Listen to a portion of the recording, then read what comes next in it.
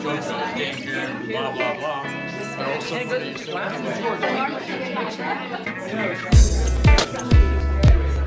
I probably.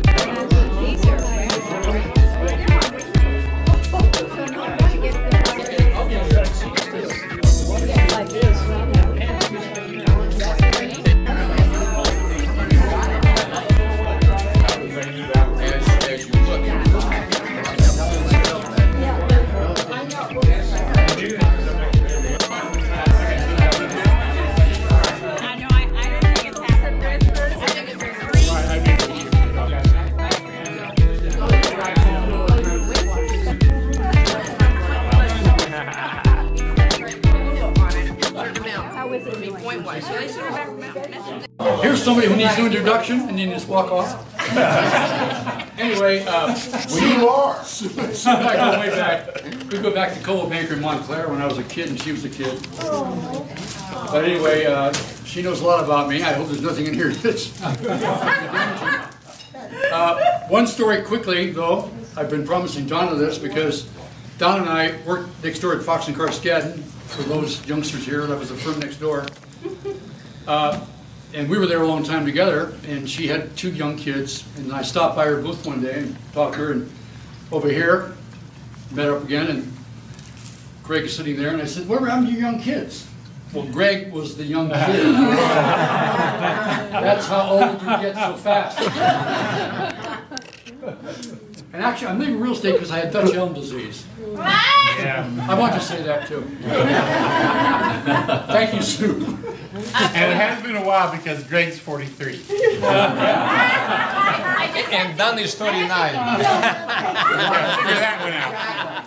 I have to give you a little background. We were with Coal Banker when there were only 5 Coal Banker offices in the whole world. Wow. They did not have residential. You know, Coal Banker started as commercial. No. This is way before Valley. This is way before Valley. Nobody said it. And our office. There was nothing before Valley. There was Moses and then Valley. What are you talking about? And Coal Banker, president. Okay. But anyway, when we moved into this office in Montclair, if you remember it, well, some of you won't remember it. In the old days, a residential office of desks was just a sea of desks. Yes. This was the first time they'd ever done cubicles. So we had these cubicles, and we would have our office meeting on Tuesday morning, and we each sat in our little seat, and we looked up and called it the turtle farm because we were all looking up with our heads coming out of the farm. But anyway, I had the pleasure, or the non-pleasure, of having my cubicle right next to Bill. And for those of you that don't know, Bill is anal about being neat. I'm glad we know. I'm glad you clarified that. Don't stop. Okay. That's all I'm going to say. So now you can open. Anyway, she doesn't, well, I don't, her present desk is kind of in the corner so you don't notice it, but it was very common for Sue to have lunch, breakfast, and dinner at McDonald's, and you could tell because the packages were all there in the line. And you couldn't even see the top of her desk. So one day I decided enough of this crap. I took everything off her desk and I stuffed it inside her desk. Nice. I might just in a black plastic. Black, okay. And guess what happened to my desk? Same thing. Anyway, we had many fun times. No, not only did he put it, I had sold 3 houses that weekend, and I had 3 checks on my desk, and they were now all in this plastic bag. And across the cubicle was caution tape. Is she changed any, Alan? She's neater. What I want to know is what you did with all those signs that used to be in your office. Okay, good question. For those who don't know, I collected signs from day one. I had probably the world's biggest collection of real estate signs from all over the world, really, wall to wall. And I finally got, when I left the Civic Union, I decided I'm not going to take them home because they were immeasurably styled. I put an ad in the paper, and the guy came over and he bought them all in a half hour. All of them. I helped him load them up. I couldn't believe it. How much did you pay him? So I was ready to give them away. Yeah, right. How many signs did you have?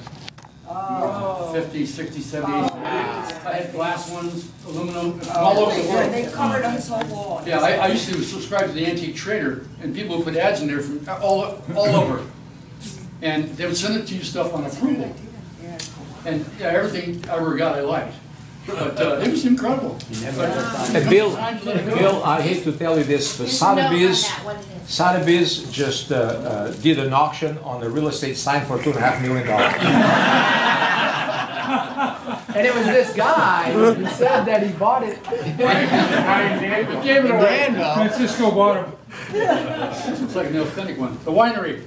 Quick history here. Looks like a specimen bottle. This is a bar in Oakland called the Winery, and their forte was you come in and buy a hamburger, and they gave you a carafe of red wine. Wow. Yeah, like $1.95. Those were the days. And if you knew the people real well and went there a lot, they would come up with another carafe of wine. Put this be on tape. And so many of us had money carafe of wine, and the lunch turned out to be, well, the sun was going down. Yeah. So that's lunch. But one of the guys I was with one day, he went outside to walk it off, and he sat down at the bus stop in front to walk it off, to rest. And he was there for so long, the cops came by, picked him up. Loitering. Why don't you put it down, maybe? No, I mean down Okay. to the ground. Down there. I thought this could be the No, you don't Montgomery have to open it. It No. says Montgomery. bedtime reading. It's real- Okay, it's when I real left estate. the business last Wednesday, I decided never to look at another real estate ads. And I haven't. But those of you in the Seminole Valley Times, when you open that 10 pages of foreclosures, I used to look at every one of those and see people in there I knew. And I decided when I quit, that's it. Because some good friends were in there, people next door were in there. Sad. Let's see. Sunglasses, not. Okay, I went to... Now, what do you see what it says on the top? Yes, Lake Oswego.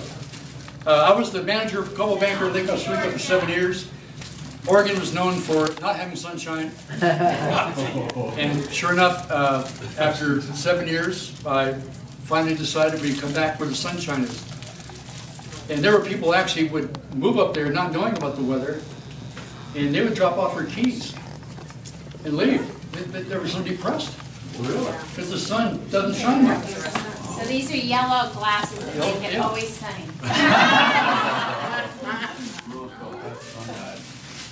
You do know the hunger.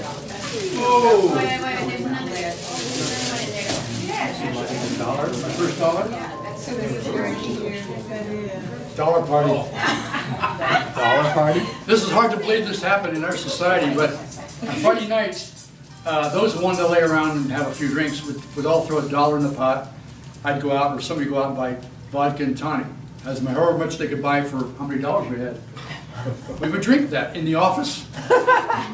That's the busiest corner in Montclair. And then we would go upstairs on the roof. We actually would drink on the roof. You can imagine this happening nowadays? Mark says you can do that in the Montclair office now. You just can't do that here. We can fall off the roof. Open the one you got out there.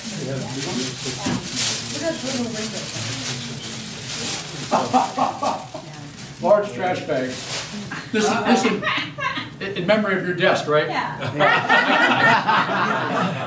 Large trash bags. This is very good. Oh, and here's the caution tape. It's 1,000 feet. Oh my God. 1,000 feet. So you can do that to a lot of other people. So is this how much far we have to keep you guys separated? You take one side, go down there and- I'll have fun with this. No, we 1,000 feet, huh? You guys did not. Thank you all for coming.